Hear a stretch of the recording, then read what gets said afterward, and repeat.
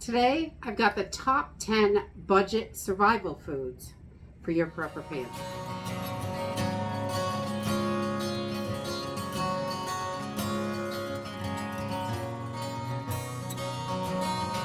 With the economy the way it is so important to make sure we are stocked up with the most affordable foods that we can. And today I've got 10 of the top budget survival foods that are gonna give you the most bang for your buck as far as nutrients and stretching things out and things like that. We wanna make sure that our pantries are stocked full of these items. And you know, if you've got extra money after you get enough of these items, I think it's important to expand your pantry, because the bigger variety, the better. But if I was starting out today, I would start with these 10 items, definitely. So I just wanted to share them with you. And I mean, this economy just keeps getting worse and worse. And I know the news says one thing, but if you listen to any of the economists that are out there, they are expecting things to take a nosedive in the next couple of months. And I can definitely see that happening with all the craziness that's happening in this country. So let's jump in and look at 10 of the top budget survival foods we should have in our prepper pantries. So the first thing I think is so important in your pantry is just long grain white rice. You can use it for so many different things. You can make rice pudding with it. You can, when I was a kid, leftover rice in the fridge, we threw raisins and milk and a little bit of cinnamon and sugar in it and just ate it like a cereal. It was delicious. We ate it all the time. It was really affordable. Wasting food at our house was just not going to happen. So everything got eaten one way or another if we had to turn it into whatever. But leftover rice was wonderful. I loved it as a child. And we use quite a bit of rice. It is wonderful to stretch out your meals, and it is a great belly filler. You can do it sweet, you can do it savory, you can mix it up a million different ways because it has almost zero flavor to it. It's all in what you put with it. So rice is definitely one of those things. And I buy my rice normally in a 20-pound bag, and it's still between $10 and $15 depending on where you go. So less than $1 a pound, and it really can stretch those meals out so far. It's so good for you. It gives you that energy from the carbohydrates. I mean, we don't want to overdo it on an everyday basis, but having it in the pantry is really important. This is a staple for survival food, definitely. The next thing that I think is a must-have is oats. Oats are another one of those things. You can grind these up and make oat flour. So you can make your breads, you can make muffins, you can do all kinds of stuff. Your cookies, anything. Oats are wonderful. You can soak them in water overnight. You do not even have to cook them, and you can eat them in the morning. Lots of people do overnight oats. They are wonderful. And then you can add whatever you have to these to make them more interesting and more delicious. A little bit of cinnamon and sugar is wonderful. You can add fruits to these. Your dried fruits go great in oatmeal. They plump right back up pretty well. Cranberries, raisins, any of those things, banana chips. If you've got any kind of dried fruits or anything in your pantry, you can add it to your overnight oats, and you've got a nice hearty breakfast loaded with nutrition that is going to help you in a survival situation, or even just when the economy is really crappy and we have to stretch those dollars as far as. The third thing on my list is pasta. Pasta is going to last for decades. So are these. Decades in your pantry. You don't have to worry about them going bad. You just want to keep everything cool, dark, dry, and airtight, and your food is going to last. Especially these 3 items are the top ones, really. They're going to last for decades in there. And pasta can be used in so many different meals and ways. You can, put butter on it. Lots of people just eat buttered noodles, or whatever you have. If you've got a few fresh herbs in the garden, you can make a herbed pasta that's delicious. Simple and easy. Really affordable. We don't stock tons of pasta, but I always stock plenty of ingredients to make pasta. But I think that if you're not into making pasta, I think box pasta is the best way to go, because this is going to last and last in your pantry. And it is such a great way to add variety to your meals. Very budget friendly. And number 4, beans and lentils. Absolutely, they are the most affordable in their dried form, but they take a while to cook.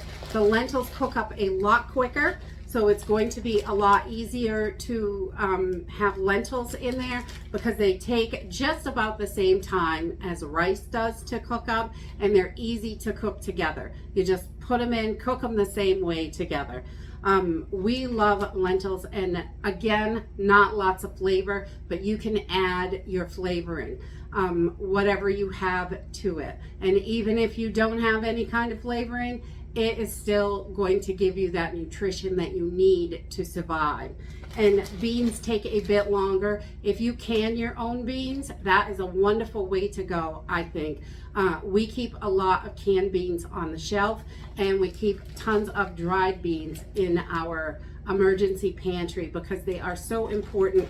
When you don't have meat, they're going to give you that protein, and together with the rice, your rice and beans are going to give you a complete protein and will sustain you for years and years and years. So making sure that you've got plenty of beans and lentils in your pantry, I think, is so important. Number 5 on my list is meats and fish. I like to can my own chicken. I know what's in it. Since the lab-grown chicken has been released for the public to consume, I would not buy boneless chicken for anything. There's no way. But you can still get the split breasts pretty affordably. They're on the bone, and it's pretty easy to take it off. Or you can buy it canned, any way you want to do it. Also, fish. Fish is really good protein to add in. I think they're great. We keep tuna, salmon, a bunch of different proteins. Just making sure we have plenty of protein in there, because rice and beans are great, but not every single day. If we are in survival mode and we only have our pantries, every single day rice and beans are going to get old quick, and with a little bit of canned meats on your shelf, you're really going to be able to mix that up and help you get through. And food fatigue is a big problem when you only have a couple of items. You get sick of them really fast. And number 6 on my list, fruits, vegetables. The canned ones are really affordable still. I love to keep a lot of pineapple, because I can mix it with those canned hams. I can mix it in, I can make a pineapple cake or muffins, or you can eat it right out of the can. It's great. You want to get those nutrients in there as much as you can in your prepper pantry. And also, you know, your vegetables, and I include my tomato products in there. Tomato sauce, your paste or whole tomatoes, any way you can get them, whatever is the best deal. That's how we buy them. I'm not real particular if it has to be a tomato sauce or whole tomatoes or diced, or I'll buy whatever is the best deal and get that into my pantry. And then I can always blend it down, crush it up, bake it off, whatever I got to do to it to get it to the consistency of what I'm looking for. And a lot of times when I make my homemade spaghetti sauce in the winter in the crock pot, we just dump the diced tomatoes, whole tomatoes, right into the crock pot, and then once they cook down a little bit more, we can blend them up and you have a beautiful spaghetti sauce. So that's a nice way to go, and whichever one is the cheapest, I say. We like to stock up on those items. Whenever there's a sale, I can get a coupon, I find them in clearance, whatever it is. That way you can get them in the pantry at the best possible price. And number 7, spices. I think spices are an absolute must-have in your pantry. Salt, we all need a little bit of salt in our diet. Not necessarily as much as comes in prepackaged food, but we need salt. If we are not eating any prepackaged food, we're going to want to add a little bit of salt to it. You can also use it for a ton of different things. Salt is so versatile. You can use it for cleaning. You can use it to soak all different kinds of your feet, sore muscles. You can do tons of different stuff with salt. You can preserve your foods. You can all kinds of stuff. You can go on and on about salt. There's just so many uses. I think salt is a really big one. Pepper is also another one. But even these like little fancy brands, the Kinders, this is a Bada seasoning. It says Kingsford on it, Cajun style, but I get both of these at the Dollar Tree. I look for this kind of stuff, the more expensive blends, and I grab them at the Dollar Tree. At my local Walmart, this is like $5 or $6, and there's no way I'm paying that for a spice blend. I can mix them at home, but when I find them for $1.25, I can't use my other spices and make this for that price. So grabbing those when you find a deal on them, on clearance, any of those things, get spices in your pantry. Most of this stuff has very little flavor, and your spices are going to help immensely. And not only are your spices wonderful for flavoring, you can use your spices for medicinal purposes. Lots of spices have medicinal purposes. You got your oregano, your garlic, all those things, your cayenne pepper. There are a ton of herbs that you can buy right at the Dollar Tree that are going to help you medicinally in an emergency. Number 8, vinegar. I think vinegar is so important. Again, it's a multi-purpose item. You can use it for so many different things. I particularly love to have it to make dressings, to make our own salad dressings and stuff like that, we can food with it. When you're pickling anything, you can use your vinegars for that. You can rinse your hair with it. It actually makes it really soft and shiny. Mix it half and half with water to rinse your hair. If you don't have a conditioner, it works really well, actually. There are so many different things you can do with it. We love vinegar, and having lots of vinegar because it's also a cleaning agent and it has so many different uses. Vinegar is a must-have in my book. And number 9, fats and oils. Whether you like to store lard, coconut oil, olive oil, vegetable oil, whatever it is, you want to make sure you have plenty of that in your pantry. Your body actually needs those good healthy fats, and they again can be used for so many different things. You can, even if it goes rancid, do not throw it away. You can make little oil lamps out of these. There's tons of uses for it. You could start your fires. There's all kinds of stuff you can do. Even if it goes rancid and you can't eat it, you can still use it. So don't throw that away if it goes bad. And number 10 on my list definitely is water. You want to have as much water as you can possibly fit in your storage area. Water goes really fast. Clean drinking water, water to cook with. You're going to have to clean. If the water goes down and you've got to clean things and wash yourself, and you are not going to believe how much water you go through. And we have had no water weekends, and I'll tell you, you go through a lot of water. So even if you think, oh, I have enough water, you don't. Get as much in there as you can. In a long-term survival situation, you will be able to go out and get water eventually, I believe, but right away it may be too dangerous. If there was nuclear, we may not be able to go out for a while. And if we can go out, we may not be able to find clean water. So having as much stored clean water as you can, I think, is so important.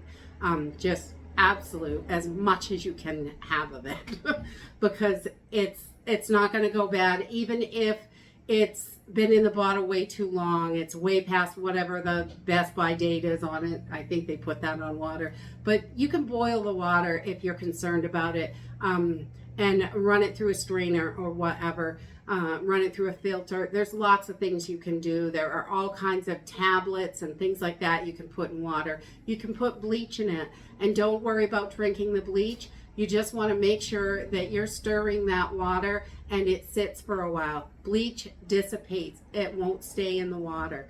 So a lot of people worry about putting bleach in their water, but you only need a few drops in a gallon, and that will kill anything off that's in there. And if you just let that get air and sit out for a couple of days, there's not going to be any bleach left in it. It just dissipates right off. And you can tell that by just buy a gallon of bleach and let it sit for 5 or 6 years. It's no good. You know, you can only store so much of it, the liquid bleach. So having that is very good. But water, water, water. A lot of these foods need water to cook them, and you need water to drink. 3 days without water and you're dead. You need water. So that is it for my top 10 budget survival foods that I think should be in everybody's pantries. And I think these should be the highest amounts of things that you have in there. You know, the most rice you can fit in there, the oats, the beans, your pasta, these things should be really the biggest amounts of stuff in your pantry. So in that long-term situation, you've got something to fall back on. And it didn't cost you a fortune. These items can all be purchased really cheaply, under $1, $1.25 from the Dollar Tree, most of these. You can get them really inexpensively, but they're going to help you when you don't have money for food or you can't find food. And, you know, winter's coming and it's expected to be really tough this year. And I hope that everybody is prepared for what we're about to go through. I am sure it's going to be insane over the next year. And that's it for today. I hope you enjoyed this video and I hope to see you next time. Bye.